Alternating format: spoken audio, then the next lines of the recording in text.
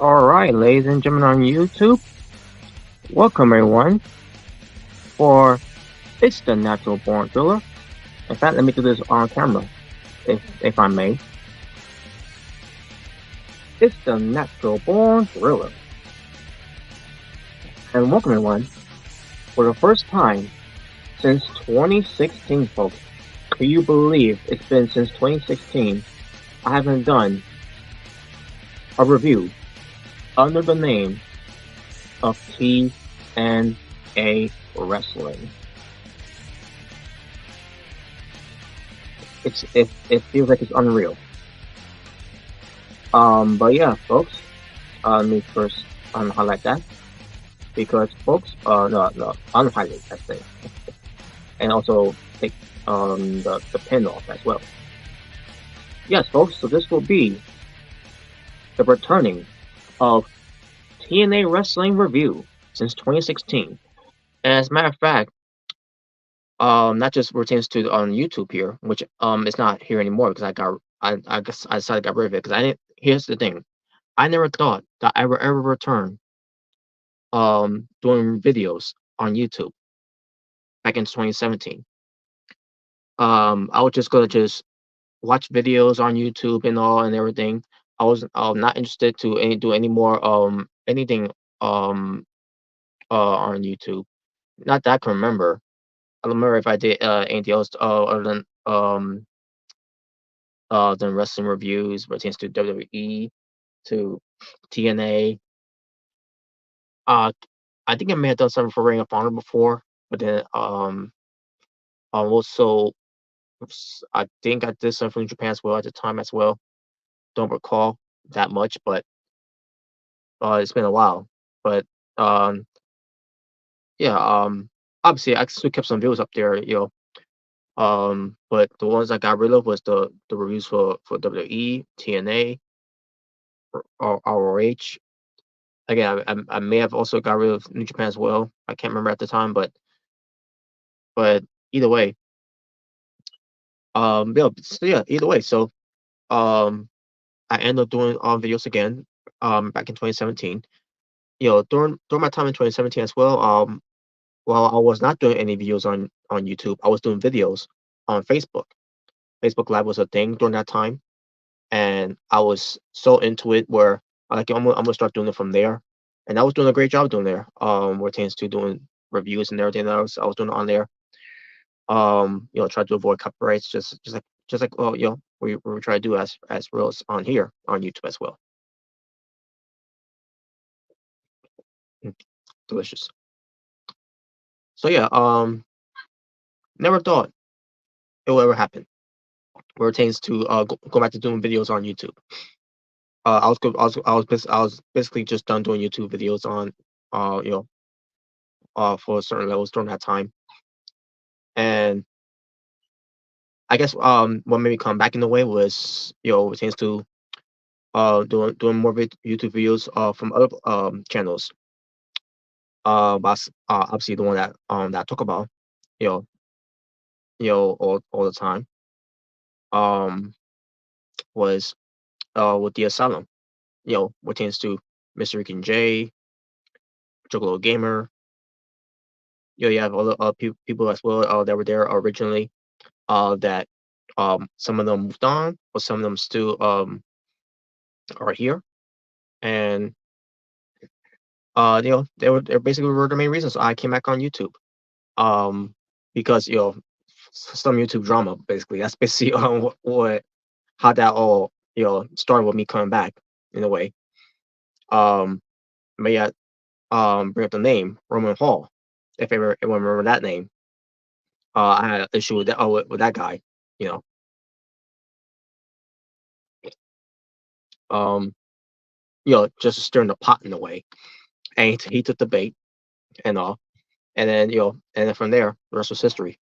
You know, that's where I seen other YouTubers going after me, other YouTubers kissing ass to me, other just from left to right and all that, and the other YouTubers that want nothing to do with, still want nothing to do with, end up talking about me in a way and doing things you know that's uncalled for in a way as well. Not all of them, just name maybe one or two, you know, to be exactly. But either way, folks, yeah. So like I said, 2016 was the last time I ever did a TNA wrestling review, and I don't remember what was the last video I ever did on YouTube back then. I believe it was during the whole thing with maybe um with WWE. I guess I don't remember if it was or not, but I digress. But but I stopped from there, and then I came back in 2017. Started doing more reviews on on YouTube, which is to Raw, SmackDown, NXT, 205 Live when it was around. TNA was one of them, but it was Impact Wrestling at the time, and started doing things for Ring of Honor, New Japan Pro Wrestling, just the key things, that I tried to cover and all that, and maybe some UFC stuff and other things I tried to cover as well, pertains to try to please different audience that are into whatever content they were into.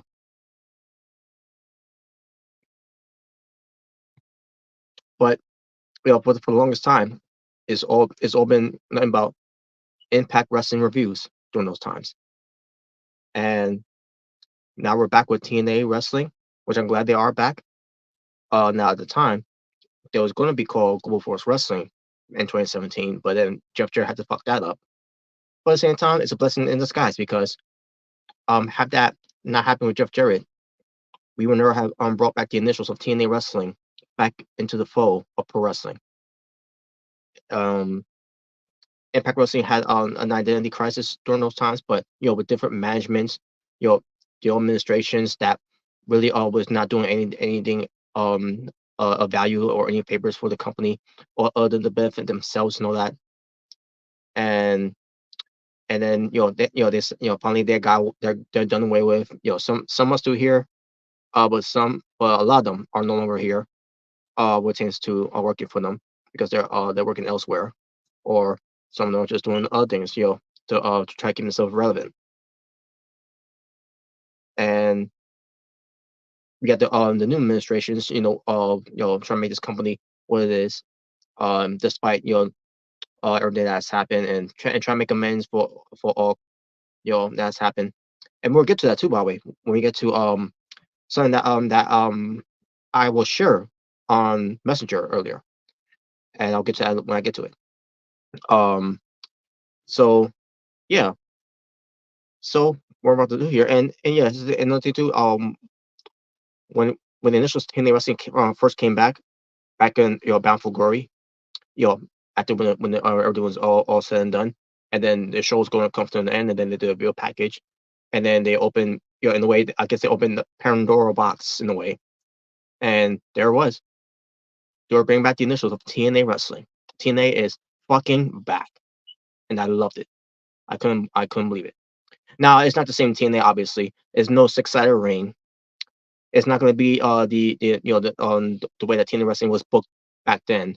Let's face it. Thank God it's not going to be booked back then during those times with Vince Russo, Dixie Carter, and among others that made TNA Wrestling a complete complete disaster. Not all was a disaster, obviously. As long as the in-ring work rates was great and all that, and everything that was being presented and pleased the fans in that building during those times, and even fans at home watching during those times, as long as it pleased those type of audience, they were doing good things. you know and we're gonna see where it leads to now for 2024 and beyond for initials of TNA Wrestling coming back.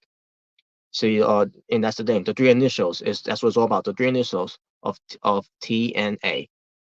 It's been built on three reasons of why TNA is what it is: the X division, the Knockouts division, and the Tag Team division. I mean, there's other reasons too, but I'll leave it up to you or what you think why TNA Wrestling was so successful. But same time, how I see it is is what I believe. Those three initials is what made TNA what it was during those times, and still is to this day. So what we're gonna do is to go into the show right now of how the show opened up. So we're taking to this TNA Wrestling review, the show from January 18th, 2024, folks. And yes, it takes to me doing this as well. The last time I did a review for a wrestling show was back in 2023 of either February or March. I can't remember which month it was. I gotta look it up to find out. But I'm not going to right now. Maybe I'll do it later. Um but the last thing I did review of a wrestling like that was about Impact Wrestling during the time when there was Honor No More. Now wait a minute. If it was Honor No More, then that means it had to be 2022 then. That probably would have been the last time then, if that was the case. Yes, it was. 2022 was the year. Was the last time I ever did a pro wrestling uh review on the show. And no, I'm not counting the one what pertains to being the asylum or the asylum. I'm just talking about what pertains to doing a solo video. Me doing a solo video of my own. Where it pertains to talking about these wrestling shows. I haven't done that since 2022. So yeah, it was 2022. Not that I think about it. Not that I remember. It was 2022. Because 2022 was the year that Ring of Honor was not around that much until Tony Khan purchased it and then turned it into his own AEW Dark show.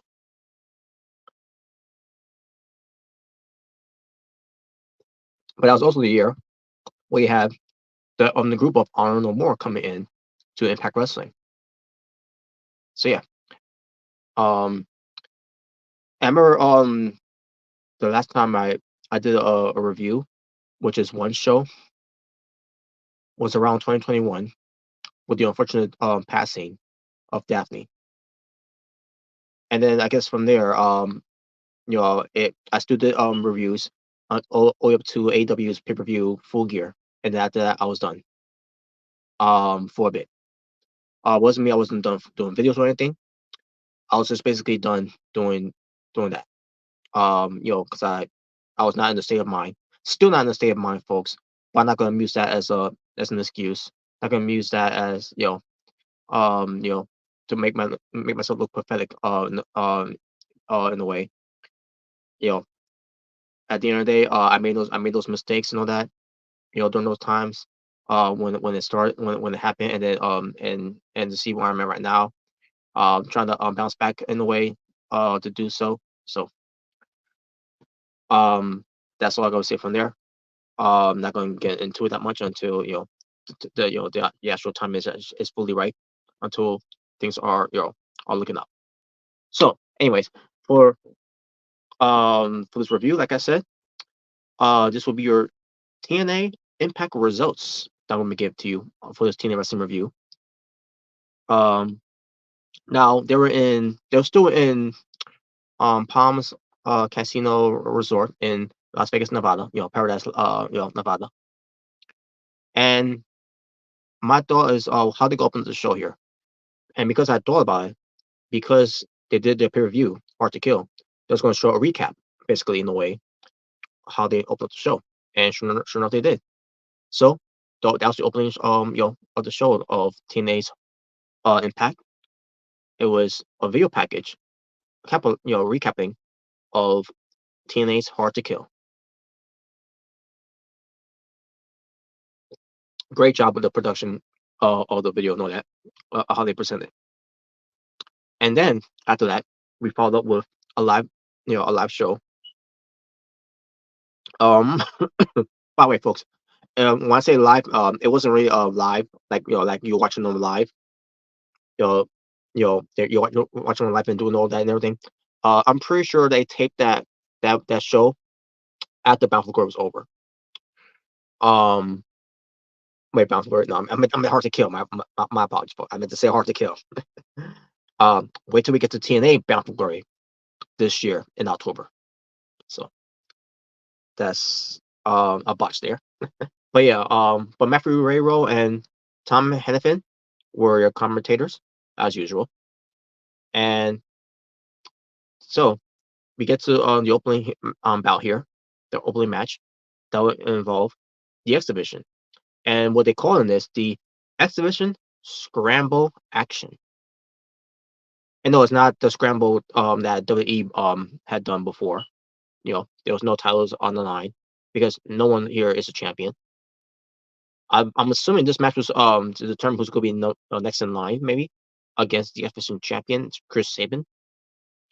I'm assuming, but they didn't really mention that. They just want to showcase the exhibition. Which again, the three when I talk about the three initials of TNA, I talk about the three things that makes TNA the initials of TNA what it is.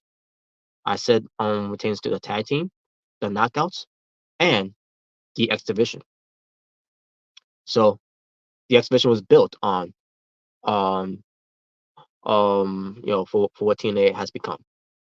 You know, but your exhibition scramble match that feature Jake Something, Kushida, Speedball Mike Bailey, Trey Miguel, and Laredo Kid. Oh, and also El Hijo del Vikingo. And no, he didn't box, folks. Well, not that I know of because it was a tape show. But of what I saw here, he was great. They're all great here. However, in the end, it was Jake Something winning with the Into the Void onto Laredo Kid. This was you want an example of TNA for these exhibition guys of total nonstop action. This was obviously what it was. Everything was fast paced. Nothing was stopped. Nothing was slowed down. It was yeah, from one gear to another gear. It just kept on going. A prime example of what total nonstop action was all about, and it's because of the exhibition. So Jake Something wins the match here. Then we get to Gia Miller, who interviewed Will Ospreay. Will Ospreay is going to be wrestling against Josh Alexander in the main event, and we'll get to that. This was obviously part two of these guys wrestling each other. Now, I thought part three, well, I mean, not part three. I thought part two, I meant to say, was going to be on TNA's Hard to Kill, but they decided to go for Alex Hammerstone instead.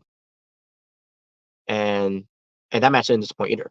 It was great, and it was entertaining because Alex Hammerstone, excuse me, Alex Hammerstone was cosplaying a lot of wrestlers, like The Undertaker for standing up, Ultimate Warrior for shaking the ropes, but because I think he may have did the Batista bomb, but not how Batista does it though.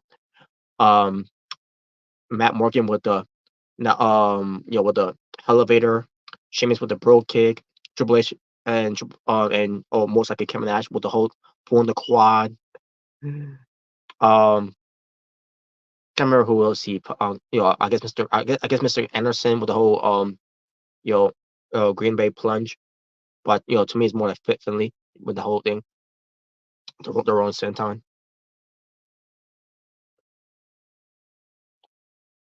Mm. But anyways, Will Ospreay's been interview here, and Will Ospreay said he is the best wrestler, and that it's time for Josh Alexander to step up, and that he has one chance to put down the best wrestler in the world today. And we'll get to that main event later on. And obviously, Will Ospreay is a great talker, great wrestler, and it was a great deliverance there. So we go our break.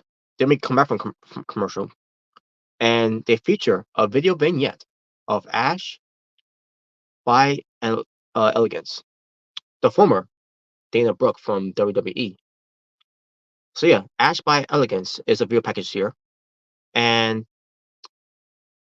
I thought it was well done. The presentation, the production, just everything they did here for the former Dana Brooke, who's not calling herself Ash by Elegance. I'm still not fond with the name, but it did give us a presentation of who is Ash by Elegance. And no, Ash by Elegance is not Timeless Tony Storm that people was talking about online.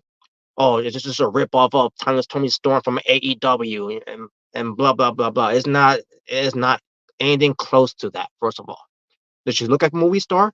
Yeah, but was she act like a movie star? No. And here's the thing with this too. She made a little talking on the show. During this video package, but nothing here that give me vibes that she was basically being like Timeless Tony Storm. She wasn't acting like she was having an a movie like accent that Tony Storm was always having.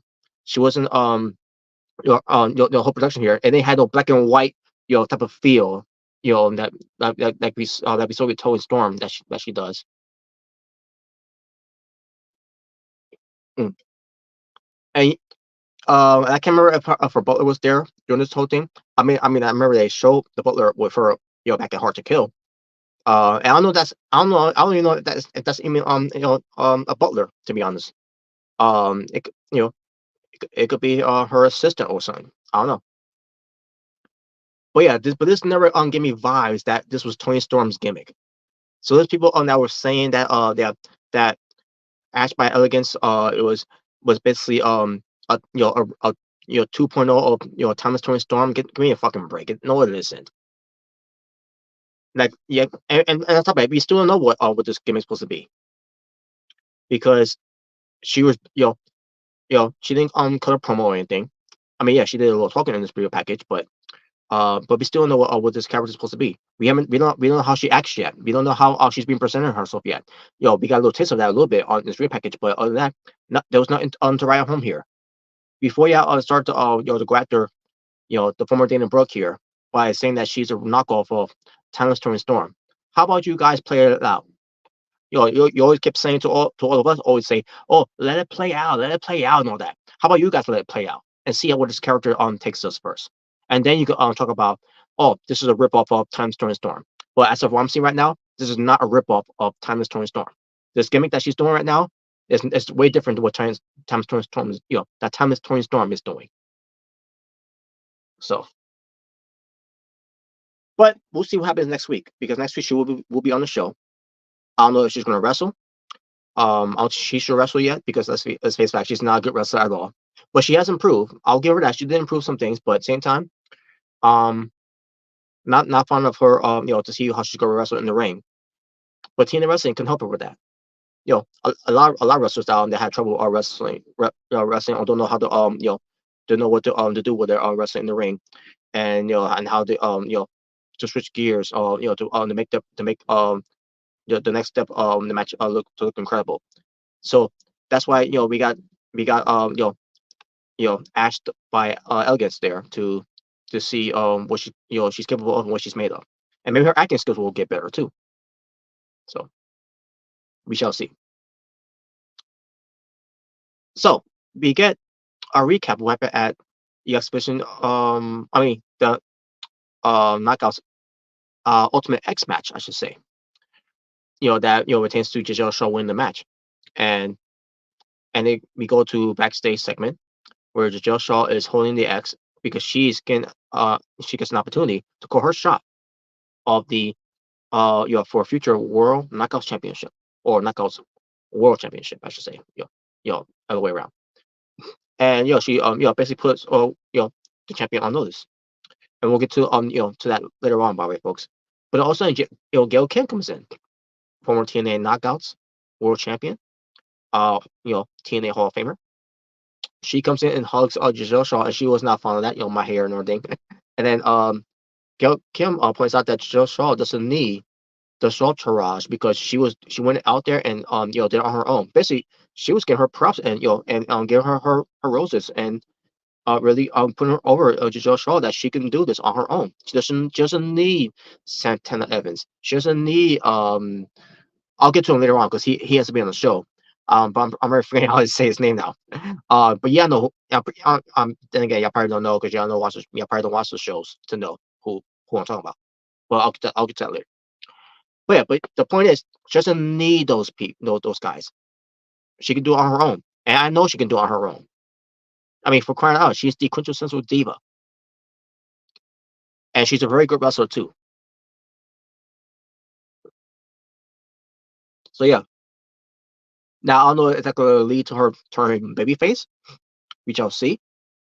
I'm not gonna be fond of her being a babyface because the whole thing of her being the quintessential diva, that's basically more of a heel thing than a babyface. But we shall see. We'll see how where that takes her. So, but she walked off basically from Gail Kim, and Gail Kim's like, okay. So I don't know if she's. I'm thinking about taking that as a consideration, a compliment, or Gail Kim was being rude by just taking the spotlight from her. I guess. Believe me, Gail Kim is not hogging the spotlight. I'll tell you that much. So um, it's not gonna be no Gail Kim versus the Joe Shaw match. So, but speaking of the knockouts, next match we get Tasha Steelz, the Boricua Badass.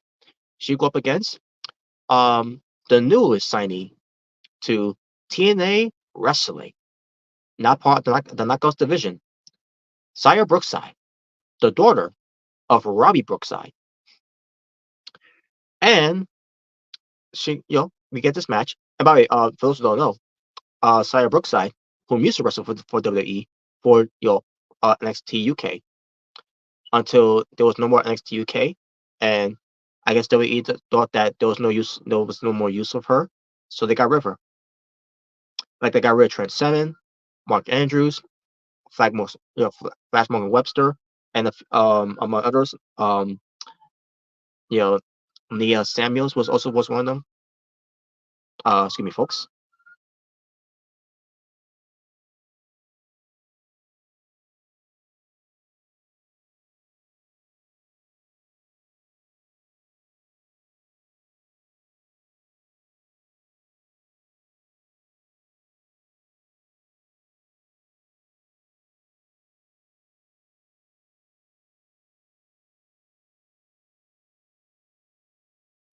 Sorry about that, folks. Every time when I do that, that means there's background noise that can help. So the sirens came by. It was loud, so that's why I wanted to avoid any type of background noise like that. So back to this. Oh yeah. So as I was saying, Cyberpunk, they feel like WWE didn't need her. I don't know. I don't understand why. Because she could be a much value for the kids. For the for those WWE young kids. The fans, and I guess they feel like there was no use of her. There was no more use of her, and so they got rid of her. So she's been killing it on the indies. Sometimes being a babyface, sometimes even being a heel. I saw her work of a heel, and I bought into it with her being a heel. Now I don't think that she should be a heel anytime soon because she's very likable and lovable.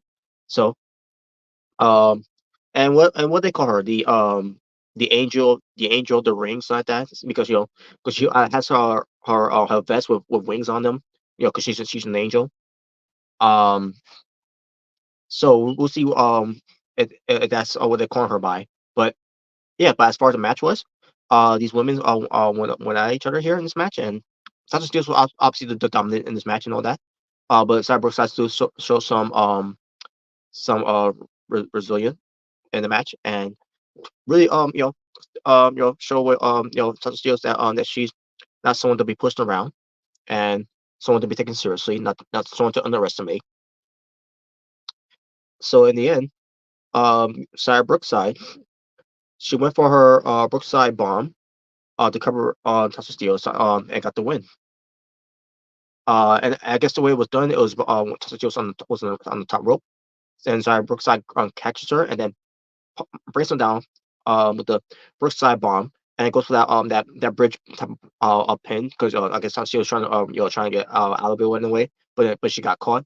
So Sarah Brookside got the win. So props for her. She won her debut match. Very good. Then we get a recap of what happened at the pre-show from Hard to Kill that involved Joe Hendry and AJ Francis, the former top dollar from WWE.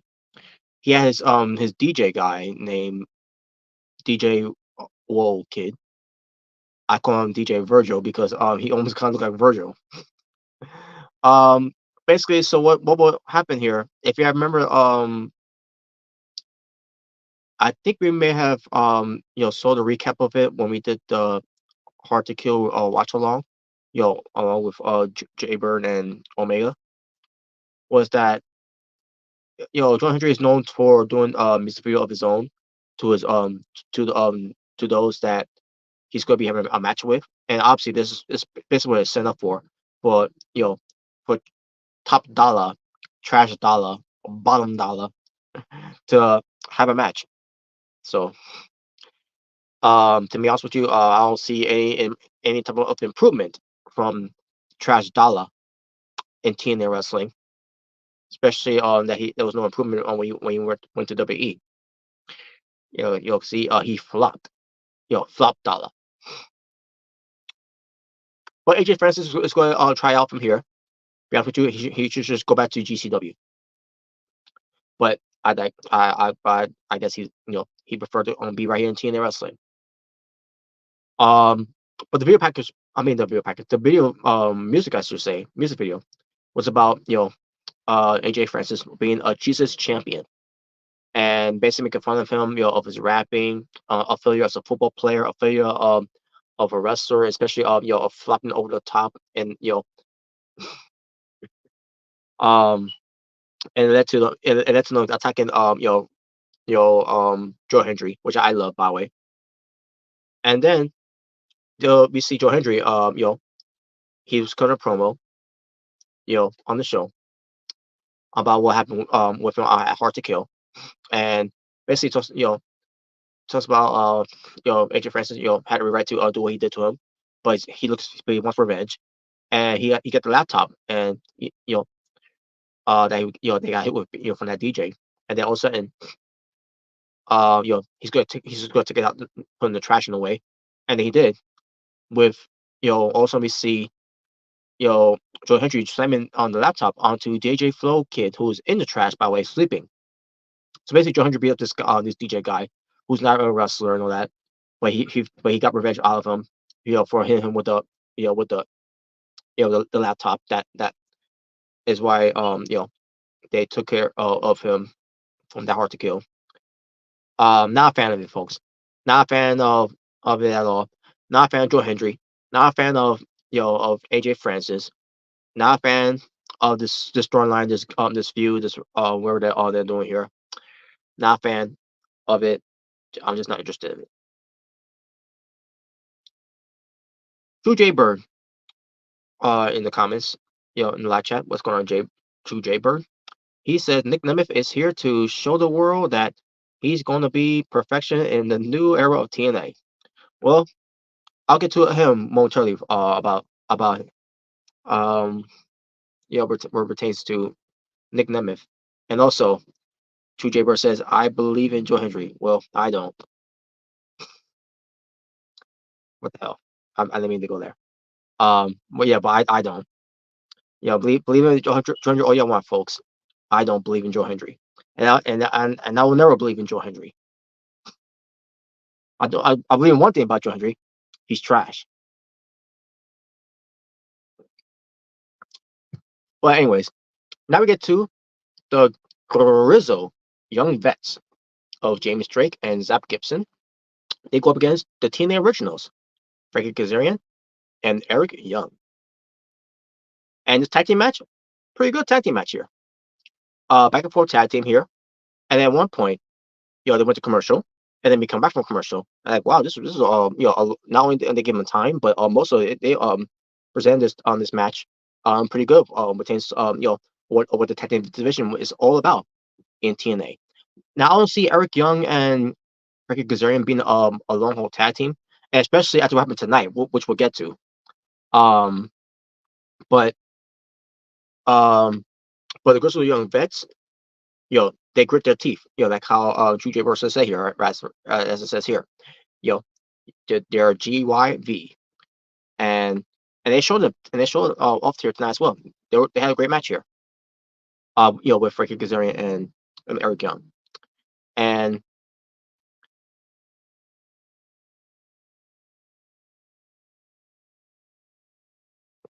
okay, I think I read it wrong here, folks, and I'm trying to remember too as well. Did they go commercial before? Oh yeah. They did. Cause I remember they said they're going in picture in picture. I'm assuming that's what they said from there. The thing is, I didn't see the they were about to print a picture from there though. So uh AJ Francis, you think this is the game? Well, we'll see how that turns out with AJ Francis in TNA. Is it gonna be a game or is it gonna be something that's gonna be serious? As long as it doesn't go over the top rope and flop. Anyways, but yeah, this match was going well, and then Frankie Kazarian went for a punch, and he missed and hit Eric Young. A miscommunication there, and the Grizzly Young Vets they took advantage and got the win. So after the match, Frankie Kazarian was upset. Eric Young was even was was showing was trying to recover after what happened there, trying to get back up and everything. And before I get to what happened next, True Jaybird, who hada flop dollar. Yeah, that's what's holler. Yeah, because he flopped over the top rope. So Frankie Kazarian it was going to help was going to help out Eric Young, and all of a sudden Frankie Kazarian blasts Eric Young, punches him, or I think he made a close on him, and like whoa, what the hell? And then he continued on attacking Eric Young, and then he says something to Eric Young. I can't remember what he shouted out to him for. Yeah, he says basically he put Eric Young in the corner and yelled at him in the corner saying, "This is supposed to be my year. This is supposed to be my year." And then Eric Young pushes him away because he can't really defend himself. So Frankie Kazarian continue on attacking on Eric Young, and then he hits him with the finisher. Um Alan Page's finishing move, the Deadeye. But this is I think they call it the can't trying to remember what the name they said. Oh yeah, Fade to Black. Um, so he hit him with the the Fade to Black, and then the crowd's chanting to Frankie Kazarian, "You suck." I can appreciate that, folks, because at least they're not chanting one more time, one more time. You know that they're treating it like how a pro wrestling fan should be treating pro wrestling angles. Unlike all these NXT dipshit crowds with Jason Zoe Stark saying, "Oh, Zoe's so angry. Oh, fuck yourselves, wrestling fans, my ass. Those fickle dipshit NXT morons. More about putting themselves over, more than putting it over an angle.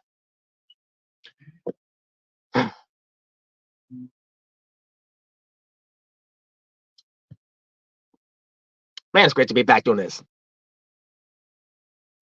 So, sorry about that, folks. So yeah, Frankie Kazarian turned heel. Frankie Kazarian got even a "fuck you, Frankie" chant. Fuck you, Frankie. You know what it reminds me of? Fuck you, Champa. And True Jaybird, you know what I'm talking about. With the whole thing happened with Giant Gargano. And if Omega Red was here, in the chat, if he's watching whatever, Omega Red will be like, Giant Gargano deserves it. Mm. And he will pull over you know Champa. But yeah, Frankie Kazarian, he's a heel. Where's this going to lead to with him being a heel now? Is he going to have a change of his name now? I don't know. We shall see. We'll see where this is going to lead for him. And also, he also pointed out at the initial of TNA as well, just to let you all know that as well. You know, he's still about TNA wrestling. It's not like he's going to do a faction called TNA No More. You know, remember that whole thing of Honor No More? Yeah, what was that was always all about time. But anyways, we'll see where this goes. This is obviously going to lead to a program leading up for Eric Young versus Frankie Kazarian. Then we get to Eddie Edwards, Alicia Edwards, Brian Myers, and the TNA World Champion, Moose. So they were at a restaurant. I'm assuming they had a restaurant reserved for themselves because I saw nobody else around. And they're eating and they're eating good. They're drinking good. They're talking about having that hard to kill. And then I go have someone like a Nic Nemeth slow them down. Of their momentum and of their celebration. Moose says it's a new beginning for everyone. Moose says that he's only wants he only wants to be known as TNA World Champion instead of being the wrestling god. He wants to be known as TNA World Champion and will prove the world always trust the system. Which, by the way, that's the name of the faction. This was news to me.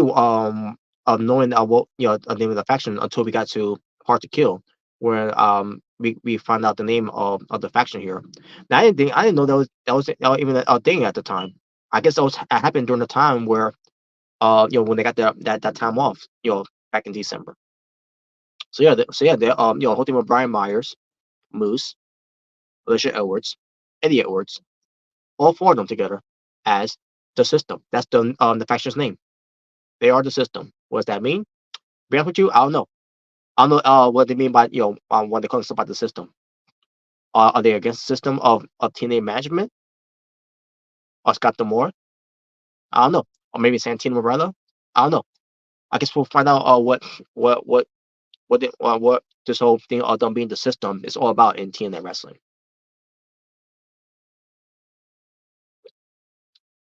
I'm not really a fan of the name, but maybe it could work. We shall see.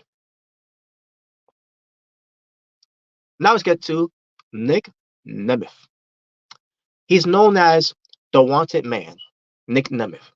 That's his thing, by the way. So Nic Nemeth makes his TNA debut back in Hard to Kill, and here he is making his TNA Impact debut, and he got all the crowds chanting for him, a big Nick chant, and he says that's going to take getting used to, and thanks to fans. He says Hard to Kill was one hell of a moment, and TNA is back. He says that there was something in the air, and he loved every second of it as we got TNA chance. And then Nick Nemeth says that he has been very fortunate over 19 years as the fans, start chanting to Nick Nemeth, "You still got it." And I say to myself, "You still got it." Wait, yeah, thought, what do you mean he still got it? How can you still got it if he never went away? I mean, yeah, he hasn't wrestled for what 3 months because after being fired from the E, you get a 90 days non compete clause.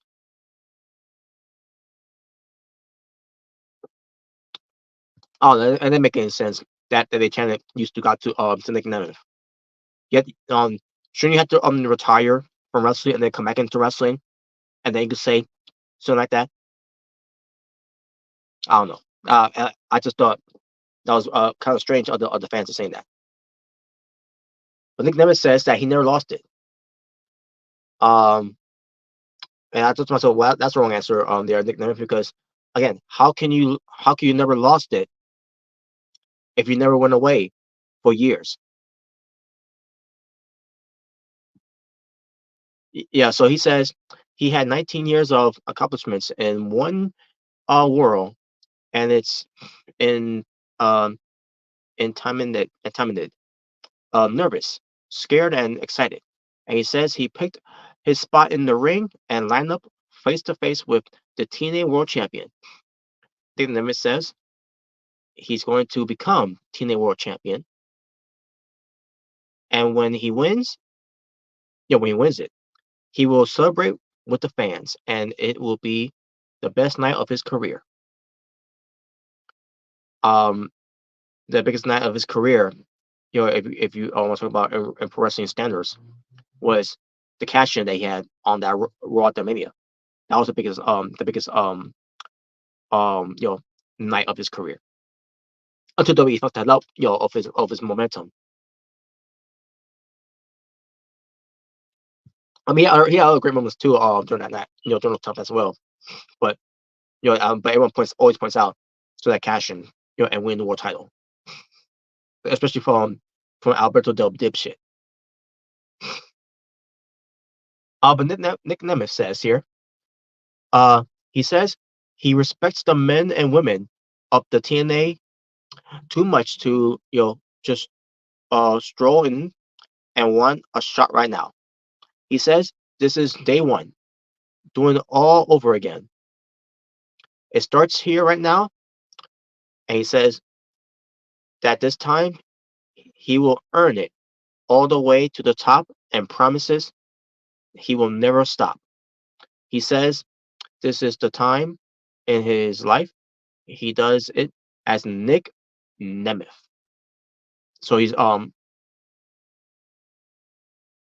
dusting off the stench of Dolph Ziggler, and he's gonna write a new chapter of being Nic Nemeth, and he's gonna he's gonna do all he can for that to for everyone to to see what Nic Nemeth is all about, and we'll see how that turns out. All of a sudden, Steve Macklin comes out. His music plays, makes his way to the ring, and he gets a mic and says, Nic Nemeth, that he agrees with him and says he is feeling everything, and as he comes from the same world Nick came from, and they both landed in TNA. Macklin also says he worked all the way to the top to be champion, and then when he looks at Nic Nemeth, he looks at him as a phony. And this really caught my ears and all. And this is interesting. Wait, I want to know where he's going with this. So Nick was trying to talk, right? And then Steve Macklin says, "No, it's my time to talk. Your time is done talking already. It's my time to talk." So he calls Nic Nemeth a phony again, and says that he is not the man that gives and does not take. He says that Nick is only here to take, as yeah. And again, Nick tries to talk, and Macklin keeps calling him up that says it's my time to talk. And then the crowds were chanting to say Macklin to shut up. Shut up, Macklin. That's what they were chanting. And then he says to Nic Nemeth, says that Nick is here to suck the blood out of TNA and then leave. Keep that in mind, folks. Maybe not today, maybe not tomorrow, maybe not in maybe 5, 6 months, but give it time. Give it time. He could be wrong with something with this. He also says this is his sandbox, and no one will remember Nic Nemeth and ask. Oh crap! Hold on a second, folks. It just went away. Give me a moment.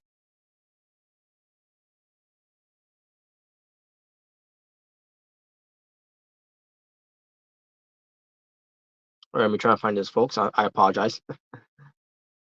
Okay. Okay, I think I'm almost there, right? Jeez, we're about to get to the good part. It cut off on me right here. All right, I found it here. Okay, let me say this again. He says no one will remember Nic Nemeth and ask what happened to Dolph Ziggler. He said the name Dolph Ziggler, and then Nick was trying to talk again, but then Steve Macklin knocks the microphone right off his hand, and Nic Nemeth slaps he slaps Steve Macklin. Macklin tries to go for an attack, but Nemeth ducks it, and then he goes for the zigzag, which they're calling it. I think they're calling it Danger Zone. I think that's what they're calling it.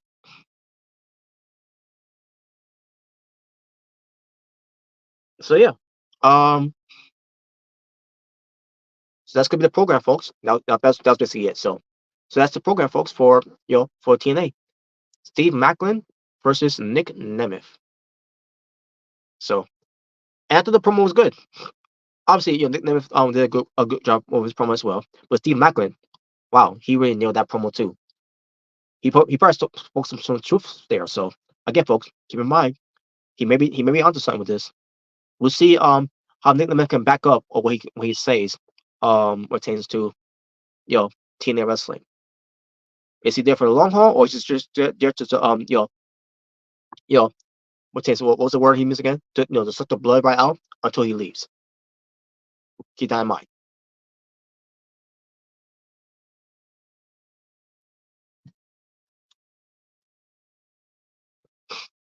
So now we get to Gia Miller. She interviews the TNA Knockouts World Champion Jordan Grace. So where is it? Here we go. I don't know why I did that. So Jordan Grace says it was a historical event and puts over on Trinity, and then all of a sudden she gets cut off by Trinity, who interrupts the interview, says that she is taking her rematch clause and that she will be walking out as the TNA Knockouts World Champion next week. So Trinity uh puts over Jordan Grace and everything, and then challenges her to a match. And then Jordan Grace says that see you next week or something like that. So the match is on. So there you go. It was short to the point, and yeah. Then stays welcome. I mean, not that I was not expecting just to speed things up or anything, but it was interesting what they were doing there, and we'll see what happens next week. Now I don't think Trinity's gonna win. I think this is gonna be Trinity's send off because I think she may be leaving. She's probably gonna be heading back to WWE. So if she does, be on the lookout, folks, because next week is on Saturday on Peacock premiere live event for WWE, the Royal Rumble. So so because of that's next week, next week's also another episode of TNA Impact, where I'm assuming that's gonna be the main event. Trinity versus the TNA Knockouts World Champion Jordan Grace. So Jordan Grace could be her last opponent for Trinity until until we see the return of Naomi in the Royal Rumble. It could be possible, but we shall see. All right, then we get to. All right, so now we get to uh Vindel. That was the guy I was trying to say his name earlier. The one who's with Shaw, the whole Shaw entourage. So he comes out and he's in his wrestling gear, and he says where's that promo? He was gonna promo. Oh, here it is. He comes out and he says that he is trying to take it all in, and says that for those that don't know, he broke out in pro wrestling in Las Vegas, and then the crowds were chanting for uh for for Ja, what was his name again? Vindel, Ja Vindel, and he says he looks around, and the fans are the reason why he left Las Vegas. Like, wow, really? I thought there's going to turn babyface here because we had a heel turn from Frankie Kazarian. I thought it was going to have a babyface turn here with you know with Ja Vindel. But no, that wasn't the case at all. So the crowd's booed, of course, and then he says that stop booing. Basically, he was saying stop booing me, and says that there is no one in the building that can beat him. Yeah, because he's been undefeated in the company for God knows how long he's been with TNA. I can't remember if he even won one match in this company. Other than what a multi-person tag match, with that involves the knockouts. He probably lost that one too. Yeah, so that was a joke, that he said that no one can beat him.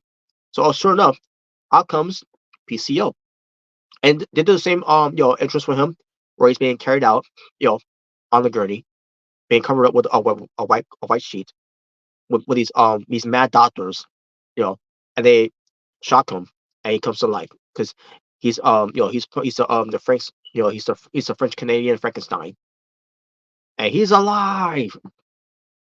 Yeah. So the match wasn't long. It was a squash. PCO wins. So much for that. So we get a backstage segment. Oh, okay. Now we're getting close to here, folks. So we get a backstage segment with Motor City Machine Gun that features Alex Shelley and TNA Exhibition Champion Chris Sabin, and they talk about um. Let's see. Basically, they talk about how TNA Wrestling is back, and also they're gonna have a match with the system because they have having issues with the system for a while. When it comes to Eddie Edwards, Moose, and Brian Myers, and wherever the system goes. So this Alicia Edwards, who could be a huge problem for them.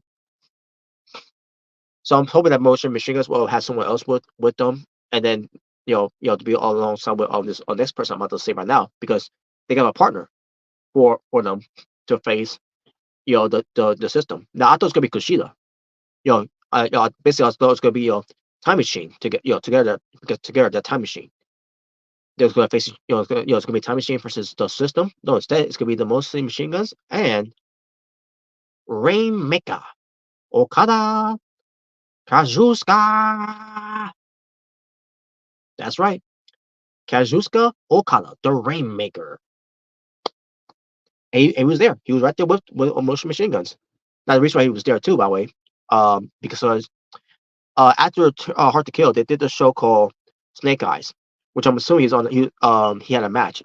I mean, while he would be there if he wasn't gonna wrestle, you know. Um, but I don't know what the match was though, because again, I'm pretty sure it's on their TNA Plus. I'm pretty sure that's where it was at. But either way, oh wow, Omega Red there got back to me if if it was on there, because I mean I will check myself, but right not gonna talk about why I can't get on there. I'm not banned or anything. I'm just saying you know but at the same time I could still check though if I want to, but anyways, um but yeah, either way, Kazuchika Okada, he's gonna be here next week on Impact, TNA Impact. He's gonna wrestle, and it's gonna be I already know, I can already tell it's gonna be great. Now on the subject of Kazuchika Okada, folks, just give me one moment because there's something to talk about. I'm pretty sure you already heard the news about Kazuchika Okada. So maybe talk about it. Hold on a second here. Former AAA star reportedly signs with AEW. Oh boy, I cannot wait to talk about that with those panels. But no, that's not the story though. What I'm gonna do, folks, is Google Kazuchika Okada.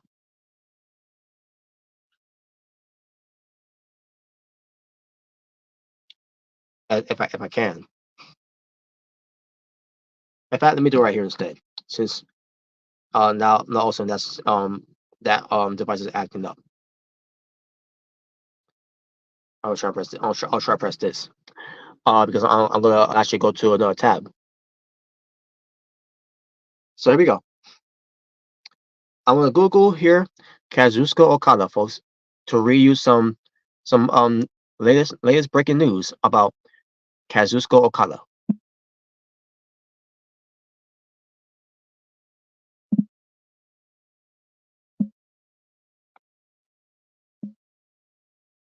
There we go.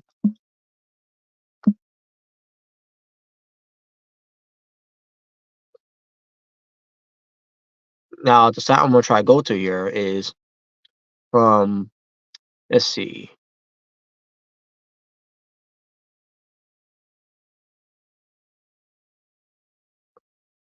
I guess I can go to New Japan Pro Wrestling site here, cause they just announced it here too.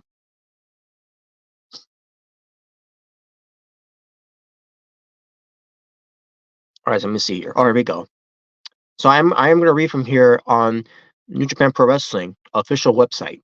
News: Kazuchika Okada to leave New Japan Pro Wrestling. They write, "Thank you for supporting New Japan Pro Wrestling. Kazuchika Okada will be leaving New Japan Pro Wrestling after the um, collusion of his after the collusion of his contract on January 31st, 2024. We apologize to fans for aberrant um the abrupt nature of this announcement, but join them in wishing Okada the very best in his future." They should have said, wishing Will of his future endeavors. But I digress. As the beginning series begins, I mean, as the New Beginning series begins, basically New Japan's show called The New Beginning. This weekend, Okada will appear on February dates on February 11th in Osaka and February 23rd and 24th in Sapporo. Changes will be made to of forthcoming cards with an announcement to follow. We appreciate your understanding and continued support. And then Kazuto Okada made a statement here saying, "I have nothing but gratitude for having been a part of New Japan Pro Wrestling since 2007." Yeah, we go way back, folks. When he was a young lion. Obviously when he was a young lion, a young lion. I don't know. I couldn't say it. But anyways, and for JP, I mean J, NJPW, excuse me, bringing me for a 19-year-old kid off the plane in Mexico to the rainmaker I am today. Thank you to the best of companies in in NJPW to be the best of opponents that I've been able to face here, and to be the best of fans that I have cheered and booed over the years. I promise to make it rain in every match I have left. So keep watching. And that, folks, is the news. That's the news there about Kazuchika Okada. So yeah, it is official. It's not official unless go. I guess it's not official until you go to their sites and all. Because I was going on some other reports, on other sites, articles, but since I saw it was from New Japan Pro Wrestling's website, okay, I gotta read it from there then. So yeah, Okada's leaving. But he's going to finish off his dates though. He's got commitments to finish off his dates, and he's leaving New Japan Pro Wrestling. So what does this mean for the group Chaos? Because Kazuchika Okada is the leader of Chaos. Before, Shinsuke Nakamura was the leader of Chaos until he left back in 2016. Until 2016, easy for me to say. And ever since then, Okada has been the leader of Chaos. Now I don't know who could be the new leader of Chaos. Um, I don't know if it's Ishii, you know. I'll tell you what, then it's not sure it's on that not based on how he's been behaving. Rocky Romero, I don't know. Is he fit to be a leader? For the group Chaos, I don't know. But I guess whoever is becoming the leader, I guess it'll be up to Okada to make the decision. Will it be Hiroki Goto? Will it be Yoshihashi? I don't know. In fact, let's look up. Let me look up. Maybe do this again. I'm gonna look up the faction chaos here because again, um, I have a developing story here. You know, since I heard about this, and shout out to Omega Red for sharing that news because I would have had no idea that was the case. I figured that Okada was not going to leave. I figured he was going to stay. But the fact that that I'm hearing that he's leaving, and then hearing confirmation from New Japan Pro Wrestling that he's leaving is a big deal. Okada has given his all for New Japan Pro Wrestling, and we all appreciate all what Okada has brought to the table in New Japan Pro Wrestling and elsewhere. And to see him leave is a big deal. And we don't know where we don't know what his future is going to be. Returns to land somewhere else because there have been reports of Okada going elsewhere. You know, but we were sure that it was going to be the case because Okada we all thought he was going to be a shoo-in to stay in with New Japan Pro Wrestling. So what I'm gonna do here is look up the group Chaos for Okada is the leader of Chaos. But after when his time is up from New Japan, uh you know once he finishes up those dates of the New Beginnings shows, that's it. He's he's done with New Japan. So right now I'm trying to find the Chaos group here that Okada's has been a part of. Just give one moment, folks.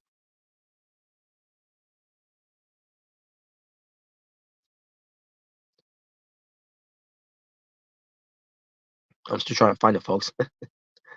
I do apologize for this. Um, I'm actually trying to type it in to find it on Wikipedia, but um, I think I'm getting close though.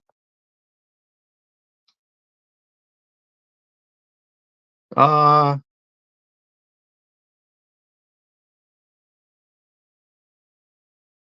yeah, I'm just gonna type it in instead. I'm sorry. I'm gonna type it in. Maybe it'll be easier if I find it if I type it in from on here instead.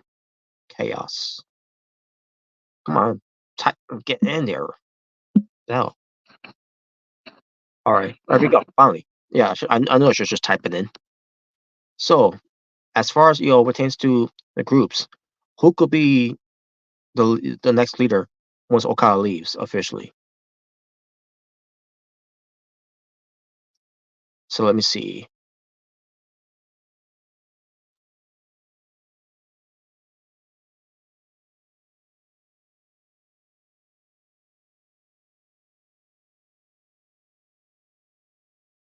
Uh, let's see here.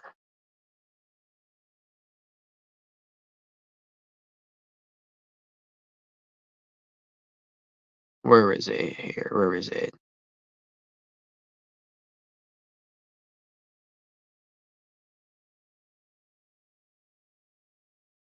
Okay, here we go. So we got here Chuck Taylor. No.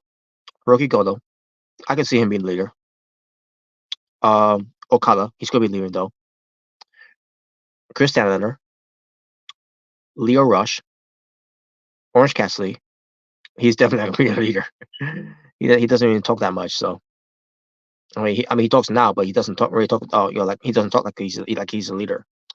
Rocky Romero. I don't see him being a leader. And there's no offense to Rocky Romero. Tomohiro Ishii, I could definitely see him being a leader. Trent Barrella, not so much. Toru Yano, I mean he could be, but who knows? Yo, no.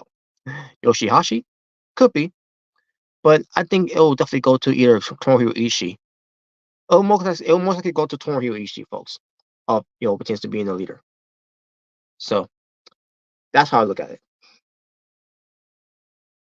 Yeah, that's how I look at it, folks. Pertains to the next leader for Chaos when Okada officially leaves, and that's going to be Tomohiro Ishii is going to be the new leader of Chaos. With that being said, back to Okada here. Where's he going to land? I'm pretty sure people are going to say, he should come to WWE. He should come to AEW. Some say he could even come to TNA. I think he's coming to TNA. And why not? Why not? He should come back to TNA, and give him a second chance too. I mean, he's ready giving them a second chance after coming back, to do the shows, to wrestle for them, wrestling for them on Snake Eyes, and wrestling for them next week on Impact, TNA Impact. I think give him a second chance. Now, you should say that because they did something with him in TNA, but it was under the the guidance of Vince Russo, and we all know what happened with that whole thing. They turned Okada into a joke. More so Vince Russo turned Okada into a joke. Have him dress up like Kato from the Green Hornet, and on top of that, always getting beat up by by Samoa Joe and whoever else that was beating him up, basically make him look like a like a loser. And he was and during those times he was one of those, one their best wrestlers coming out of New Japan Pro Wrestling.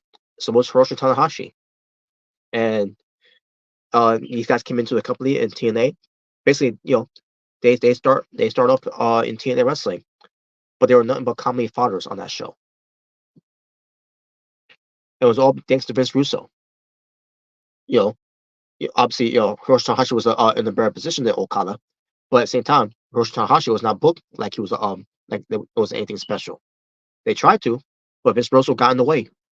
And then when Okada came in, even he was bad bookly by the poor booking of Vince Russo. Vince Russo can say that he's just a writer and all that, but at the end of the day, it was his influence is what made Okada look like a joke.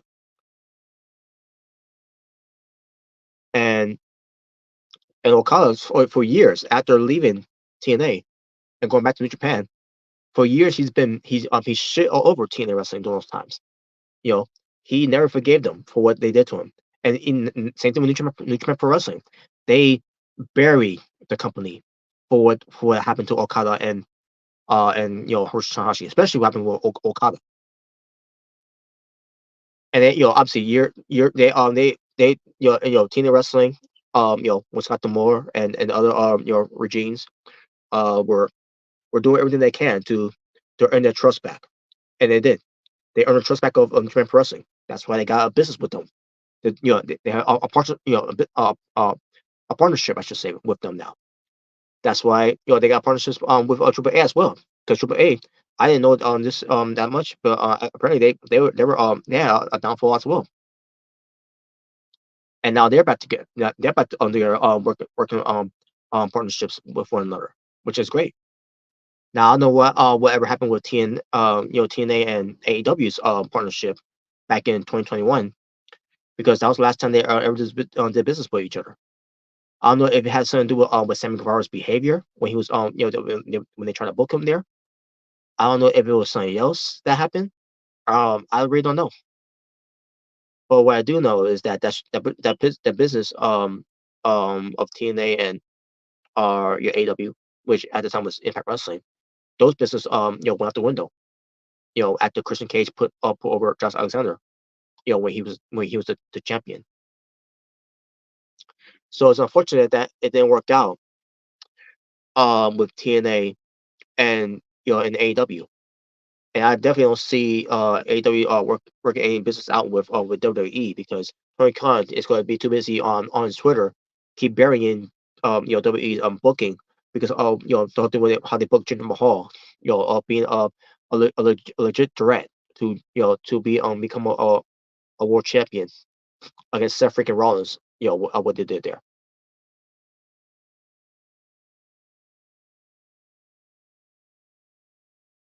So Yeah, I don't know, folks. What's gonna happen with Okada? Um, could he sign with TNA Wrestling? Yeah, I can see that. He can definitely sign with TNA Wrestling. But is he going to choose TNA Wrestling? Is he going to be part of TNA Wrestling? Because if he does, he can still work some other shows. While he's still working for TNA, he could work. He can still work stuff things in New Japan Pro Wrestling if he wants to. He could go elsewhere. Besides you know like an MLW and other promotions that he chose to that he chose to wrestle at. Even Triple A. 'Cause Triple H, again, they have partnerships now with back with TNA as well here. And anything could be possible for Okada. Or Okada can go with AW. Same thing with Okada. What he can do. Okada can work other places as well, even which is in Japan. He could also work in AW and do what he can do there, and pertains to facing guys like like a Jay White, a Kenny Omega, whenever Kenny Omega comes back. A Bryan Danielson again. Um, Swerve Strickland, Samoa Joe, Jay Leto. If they book him right this time, but I doubt that. Mark Briscoe, and where else they want to doing there? Well, for Okada to wrestle in AW, and he goes, he can still wrestle for New Japan, whenever or wherever he wants to, and work for other places, obviously except for TNA, because again, um, for a reason, AW and TNA are not doing business with each other anymore, which is a damn shame. I don't know. Again, I don't know what's the explanation of why things fell apart. That whole business had a fallout. Or Okada cannot go to any other promotions. A chance to work for an AW and TNA Wrestling. He could just go to the WWE, because WWE pertains to what they're doing for NXT. NXT Japan is still Triple H's goal to do for the company. Now, obviously, Triple H has a lot on his plate for the main roster, which is why Shawn Michaels is going to be the guy, and Matt Bloom and Winrigo. I'm assuming as well. Unless they Bear Bros for Winrigo for the main roster as well. But I digress.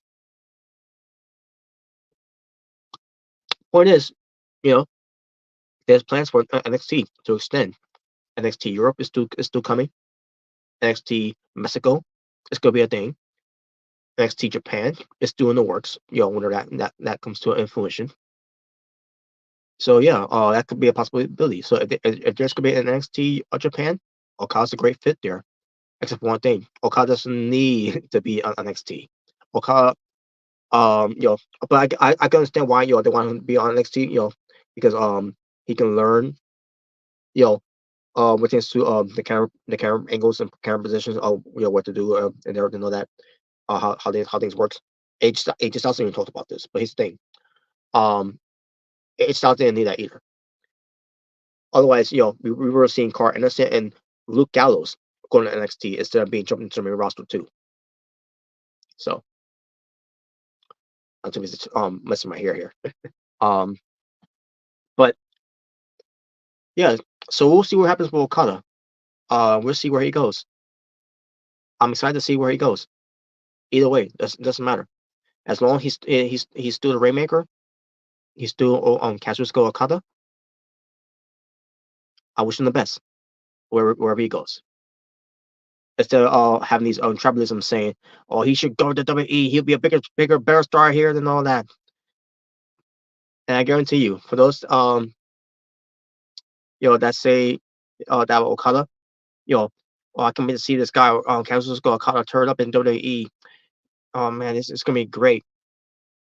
Uh, yeah, even though AEW has featured Okada, and also with TNA featured Okada and all that, but oh, that's not gonna do, that's not gonna do nothing for the ratings, so that what's that gonna do? Well, how's that benefit the company? But when Okada comes to WWE, oh yeah, it's gonna benefit the company. That's the tribalism is real, folks. It is real, and you know it's is never gonna end with all these people. So if Okada goes to AEW or TNA, it's gonna be the same thing with these people. They're gonna be like, oh, that's not gonna do it. That's not gonna do anything for that company. But as soon as but if he makes his decision to go to WWE, they're gonna be like, oh yeah, that's gonna he's a game changer in WWE. He's gonna they said the same thing about Dragon Lee and others that are big names from outside of WWE, and they come to WWE, and all of a sudden they worship the ground they stand on.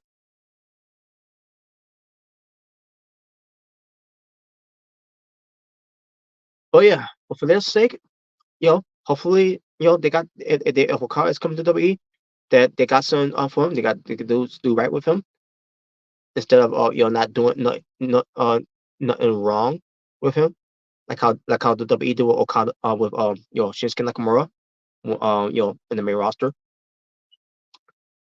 And I know it was out of Triple H's hands because at the end of the day, it's Vince McMahon's show.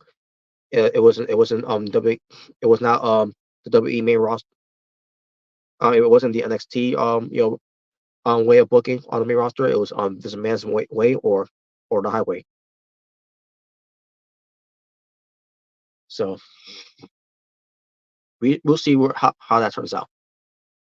I'm still excited for Okada to see where he goes. So, and when that happens, it's gonna be a real treat to see Okada wrestle because he is one of the best in the world, and it's about and then wherever he goes, he's got to treat he's got to be treated like one. Don't you know phone it in like you did with Shinsuke Nakamura.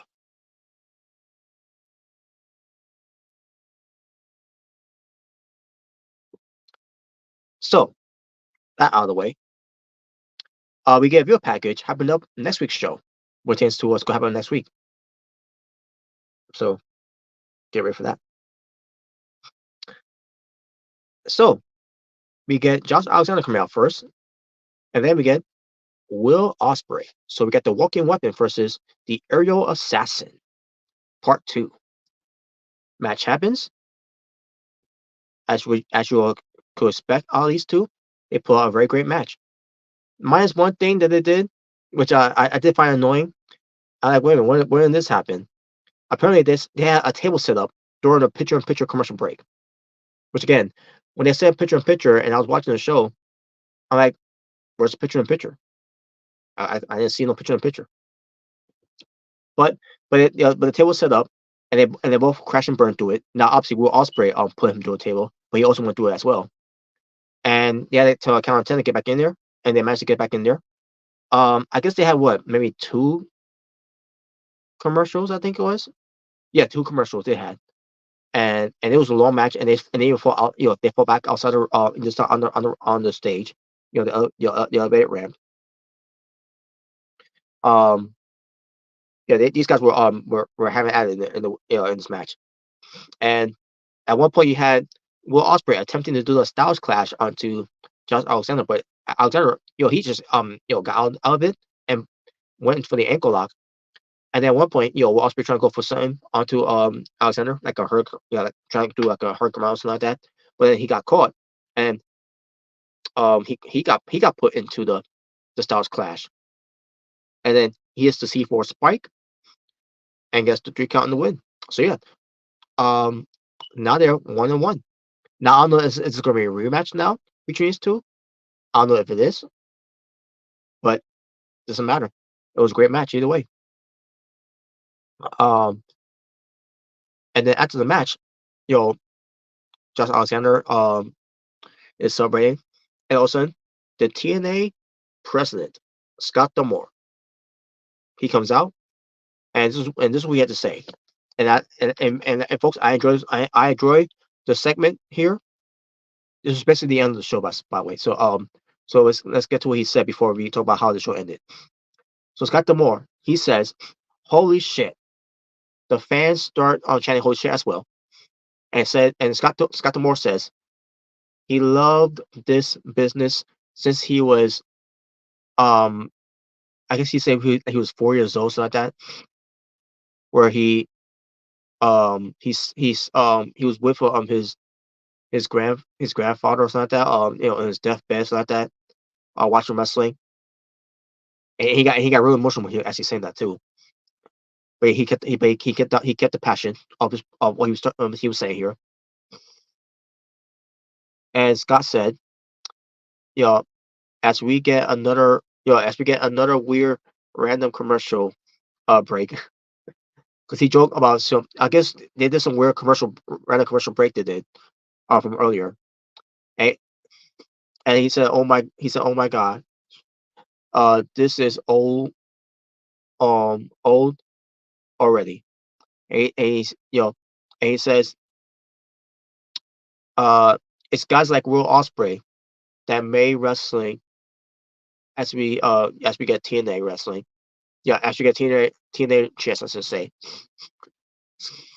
Scott says, you know, the chant TN, the TNA chants never died because of the fans and because Will Ospreay, who is a TNA kid,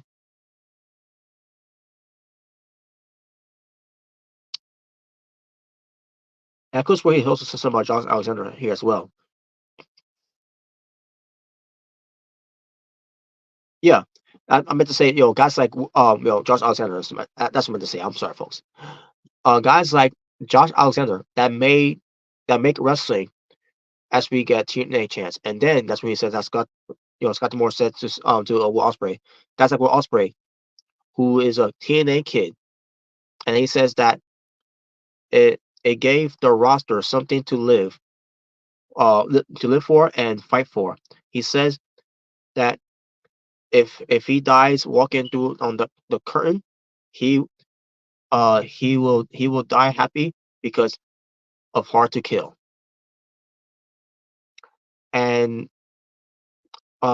he watched the match of his life.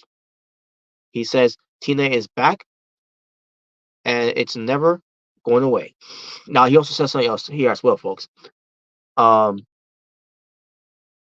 we probably maybe go away for a bit and I'll get.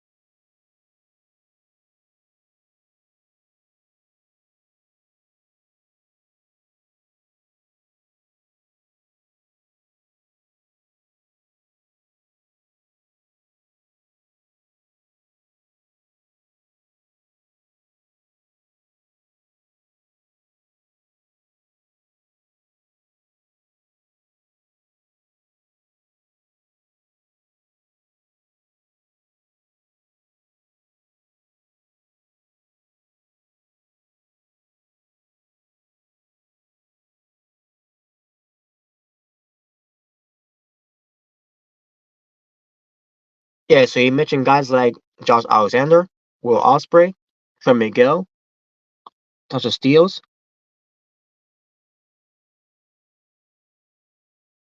where it pertains to for what TNA stands for, what what it believe in.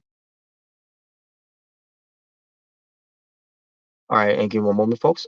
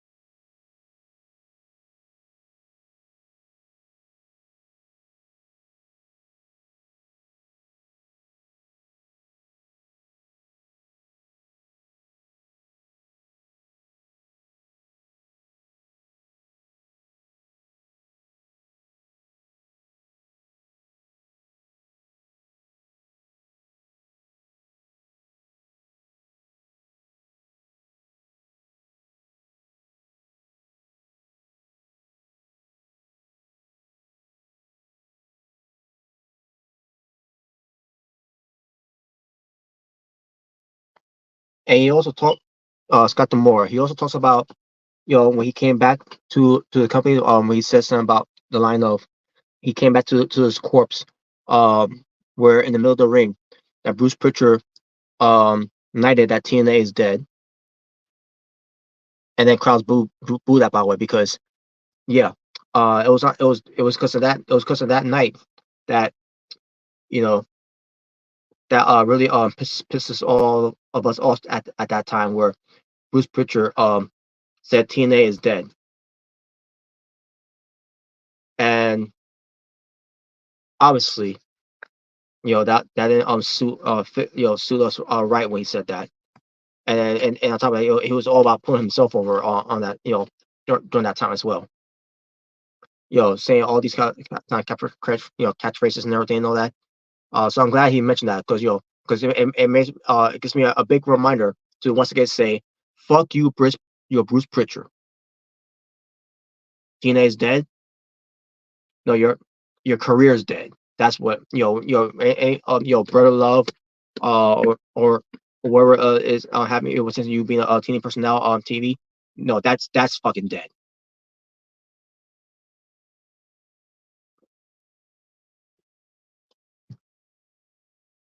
And your career sucks."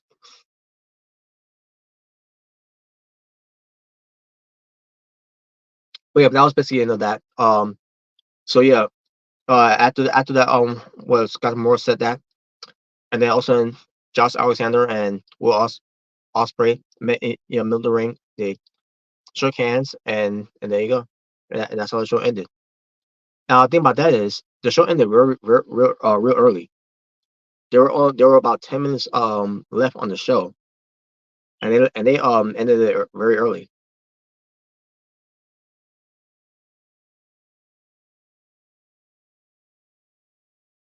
And that was it for the show.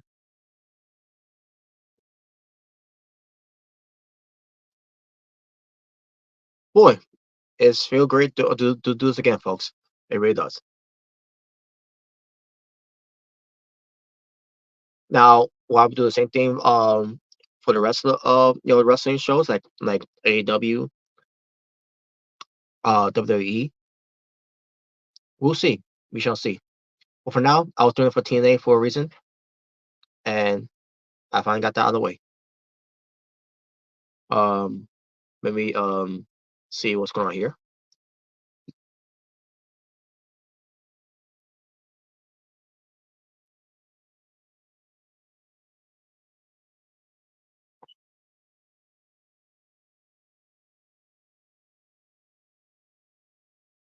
All right, all right. So I'm done, folks. So